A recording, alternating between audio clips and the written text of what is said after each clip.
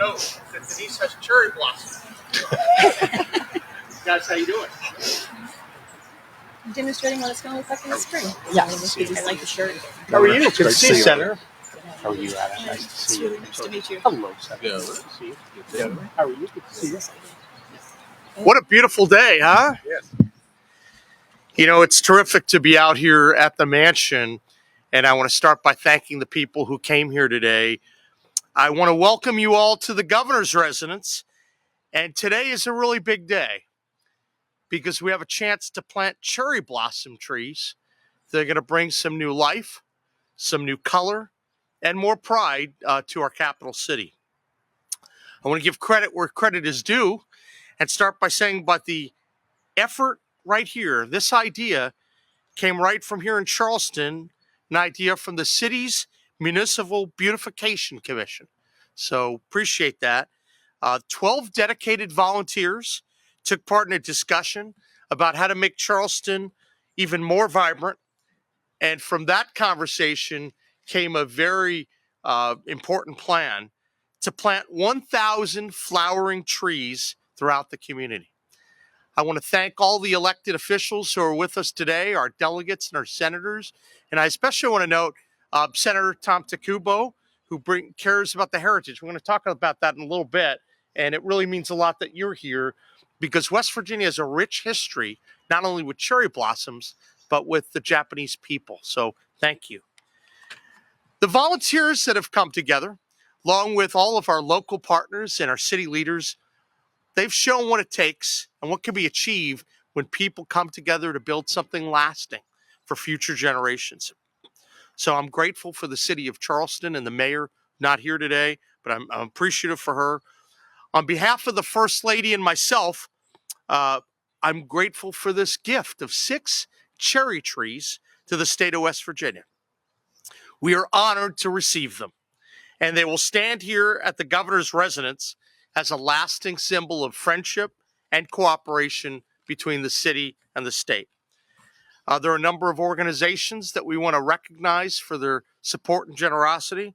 The Jacobson Foundation, the Daywood Foundation, the Kanawha Garden Club, Reverend Jack Liphart, Lisa Barnhard Reed, and many private citizens who offer their time, their energy, and support.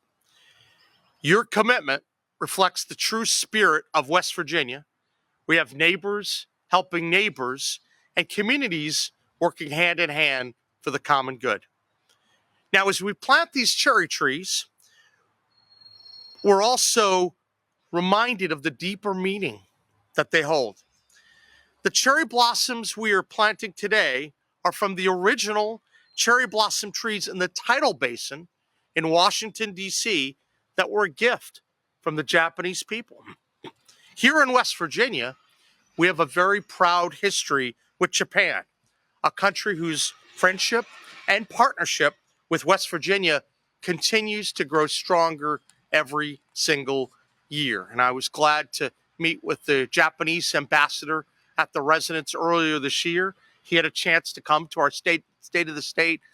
What a tremendous person and a wonderfully nice man. We had some terrific conversations. As one of our largest trading partners, Japanese companies have invested in our communities, created jobs, and shared in our vision for economic success. And this friendship, it extends well beyond West Virginia.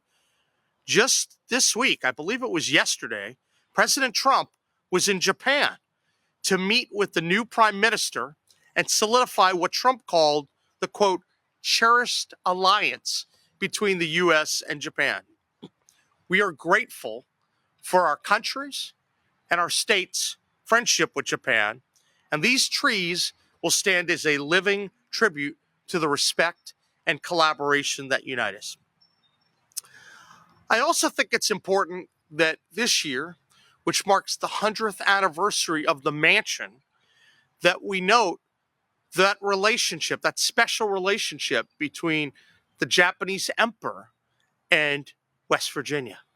We know back when the Japanese emperor was younger, he was here, right here in West Virginia. And we know that there are relationships that are very deep between the Japanese people and our wonderful state.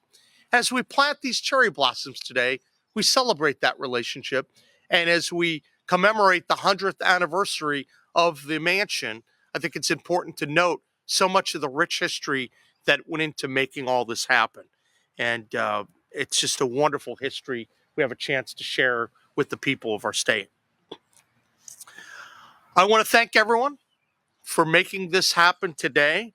We're looking forward to these trees going strong and beautiful. We kind of made way for some of these trees. I think one of the storms, one of the old trees went down, but where something old falls, something new rises again. And that's what we're here today to celebrate. So I'd now like to turn this over to a woman who's made this project possible, Anna Forbes, the chair of the Municipal Beautification Commission. Anna. Thank you so much.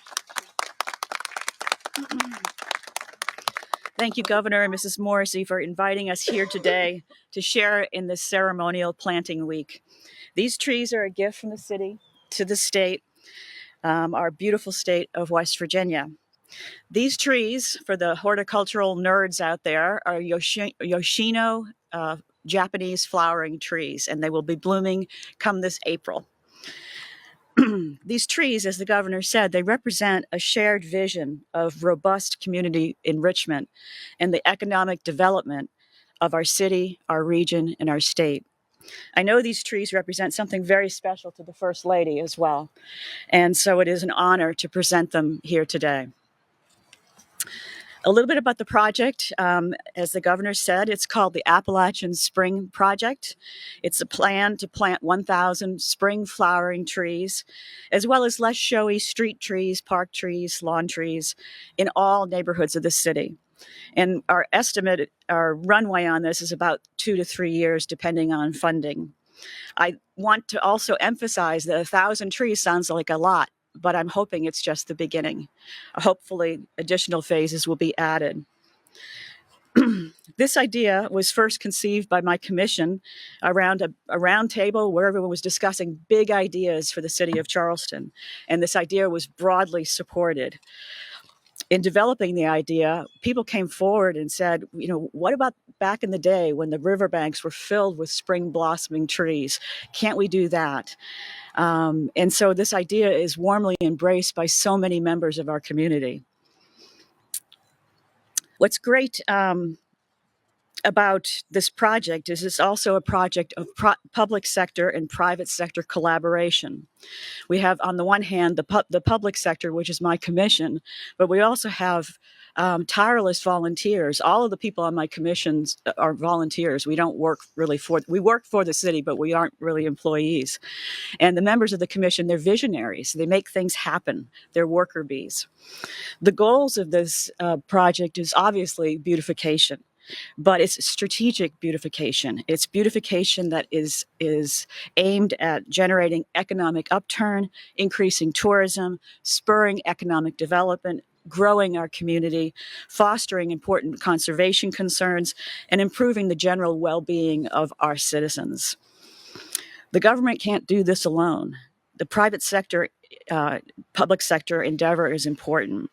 As the governor noted, we had early support from the Jacobson Foundation, the Daywood Foundation, Kanawha Garden Club, and numerous private citizens have offered their support, and we are still knocking on funding doors. Donations for the project can be made through the Greater Kanawha Valley Foundation. There is an Appalachian Spring Fund that has been set up for this purpose. The trees, as I said, are predominantly spring flowering trees, but there'll also be keystone trees that are really particularly important for our urban ecosystem. And I want to note that we have been consulting with Casey Trees, which is a nonprofit tree farm that sources and takes care of the trees in D.C. They've been doing that for decades, and these trees are the trees that would have been going to D.C., but they're now here because of our relationship with Casey Trees. This project started with 30 trees. That's kind of modest, 2 in front of City Hall, 5 at the bottom of the airport road as a kind of a gateway into our city, 6 at Ruffner Park, and the 6 here today, and a couple more up and down on the boulevard. This project, in conclusion, is a project that brings people together from all walks of life. It is about as charismatic and lovable as Dolly Parton. Who doesn't love the vision of our riverbanks, our streets, and our boulevards all decked out with showy, glossy, white and pink blossoms every April? Who doesn't love the idea of tourists flocking to Charleston to see the floral spectacle of spring flowering trees? Who doesn't love the idea of a sudden spike in marriage proposals along the riverbank in April? Who doesn't love the idea of bettering our wildlife habitats? And who doesn't love the idea of our shining capital city filled with spring flowering trees? This is a great capital city collaboration. And I'm so very grateful to the governor and the first lady for shining such a great spotlight on this important and historic project. So thank you. Thank you so much. And I will tell you on a personal note, I am grateful for the inspiration of the First Lady, who talked about the importance of doing this and really celebrating this as part of the mansion anniversary as well, given the deep history and the relationship. So thank you, Denise, for your inspiration. I wanted to make sure, I'm so grateful for the legislators who are here today. So I try to share the wealth a little bit. And I know this probably has special meaning to you, Senator Takubo. Would you like to say a few remarks? Sure.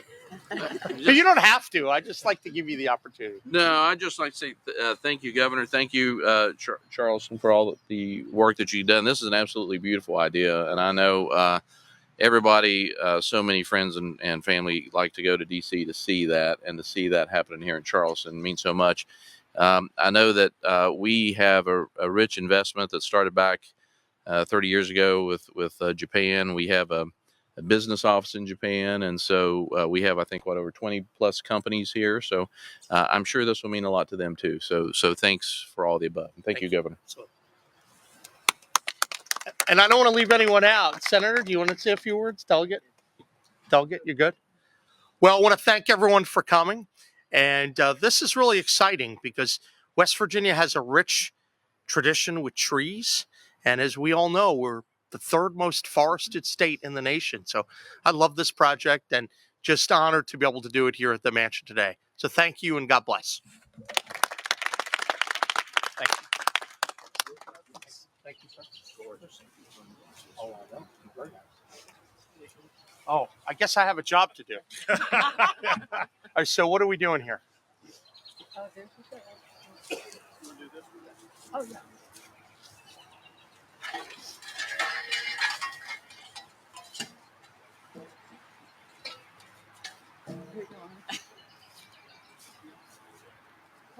Kevin, hand in the shovel.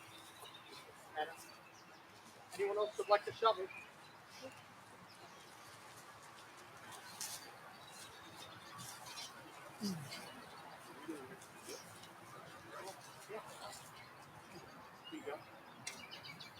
All right, everyone, get some dirt. Ready?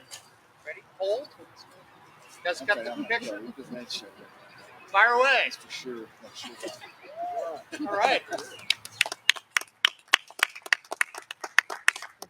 Awesome. That's very nice.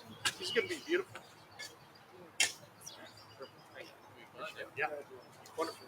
Thank you, Senator. Appreciate it. Absolutely. See you. All right, guys.